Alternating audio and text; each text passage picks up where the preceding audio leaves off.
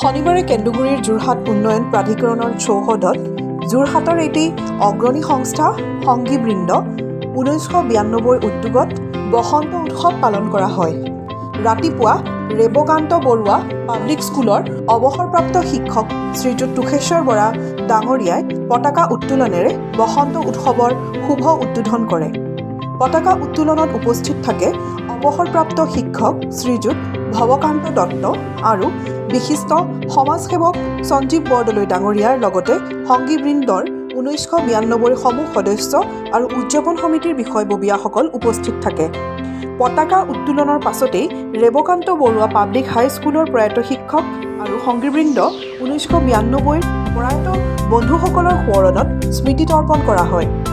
তৰ্পক বিশিষ্ট ব্যক্তি সমাজসেৱক শ্ৰীযুত সঞ্জীৱ বৰদলৈ ডাঙৰীয়াই শ্ৰদ্ধাঞ্জলি জনোৱাৰ পাছতেই উপস্থিত নিমন্ত্ৰিত অতিথি আৰু সংগীবৃন্দ 1992 সভাপতি সম্পাদককে প্ৰমুখ্যে কৰি সকলো বিষয়ববীয়ে প্ৰয়াতসকলৰ আত্মাৰ শান্তি কামনা কৰি শ্ৰদ্ধাঞ্জলি জ্ঞাপন কৰে। ইয়াৰ পাছত অৱসৰপ্ৰাপ্ত শিক্ষক শ্ৰী ভৱকান্ত দত্তই বৃক্ষৰোপণ কাৰ্যসূচীৰ শুভাৰম্ভ কৰে। দুপৰীয়া মুকলি বিহুৰ প্ৰতিযোগিতা অনুষ্ঠিত হয়। মুকলি বিহু প্ৰতিযোগিতাৰ বিচাৰকৰ আসন শুৱনি কৰে বিশিষ্ট লোকনৃত্য শিল্পী তথা গৱেষক শ্ৰীমতী মাধুৰিমা বৰুৱা আৰু সদৌ অসম বিহু সুৰক্ষা সমিতিৰ যোৰহাট জিলাৰ সভাপতি শ্ৰীযুত আনন্দ গায়ন ডাঙৰীয়াই। সন্ধিয়া উদযাপন সমিতিৰ সভাপতিৰ বক্তব্যৰে সাংস্কৃতিক সন্ধিয়াৰ শুভাৰম্ভ কৰা হয়।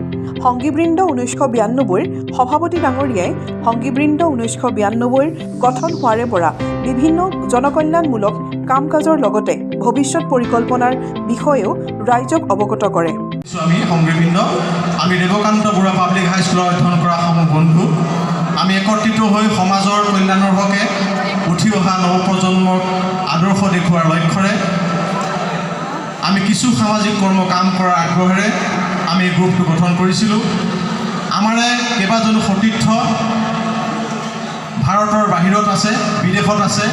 তেওঁলোকৰ সক্ৰিয় সহযোগিতাত আমি সদায় অনুষ্ঠিত কৰি আহিছোঁ।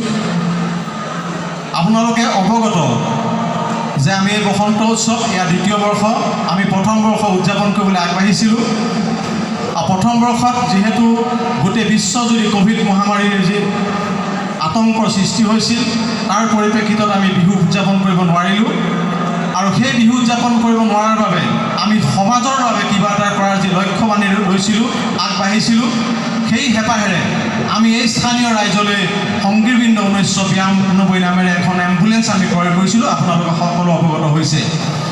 এই সাংস্কৃতিক সন্ধিয়া শুভাৰম্ভ অনুষ্ঠানত সংগীবৃন্দ 1992 কাৰ্যকৰী সভাপতি, উপসভাপতি, সাধাৰণ সম্পাদক, সহ সম্পাদক, সাংস্কৃতিক সম্পাদক, প্ৰচাৰ সম্পাদককে প্ৰমুখ্য কৰি সকলো সদস্য উপস্থিত থাকে।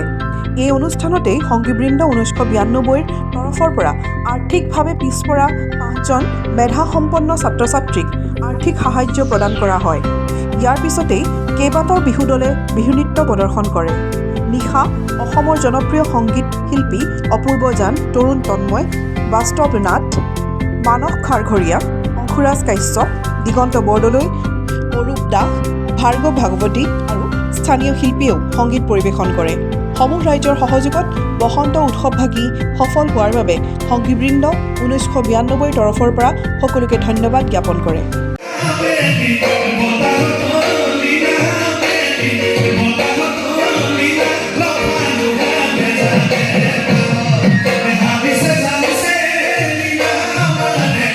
Bureau report, news today Assam.